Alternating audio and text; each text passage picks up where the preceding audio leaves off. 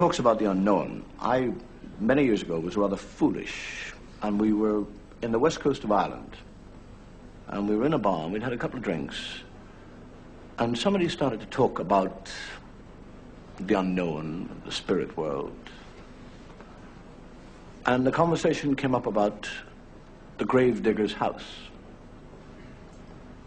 and the locals started to tell us about it.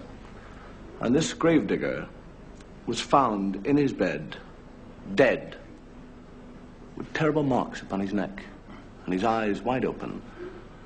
And the doctor said that the marks had nothing to do with his death, but that the man had died of fright.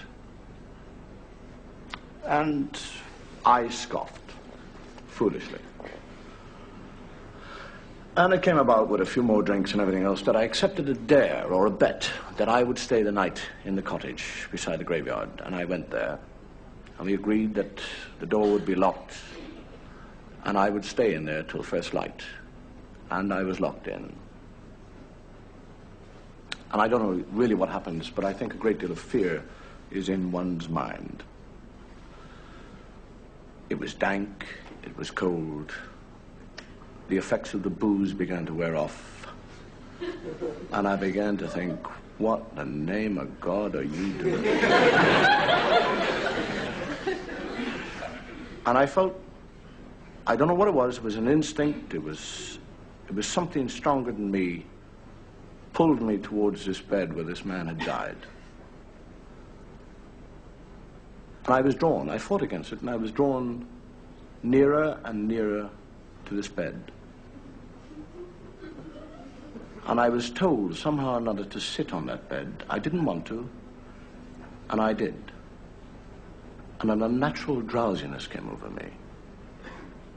And I became very sleepy. And I laid down, knowing full well that I shouldn't. And I went to sleep. A limbo sleep. And I woke. What time? I have no idea. The candle had burned down. It was black. It was cold. And I felt a presence.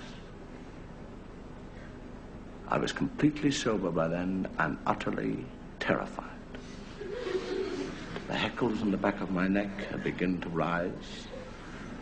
I was paralyzed by a presence of fear, and I felt something on my chest begin to move. It crept slowly up my chest, and I couldn't move. It came closer and closer to my throat. I gathered all my willpower as this thing came closer and nearer, and I grabbed it, and it was wet and cold, and I bit it, and screamed with pain, and that is how I lost my fingers.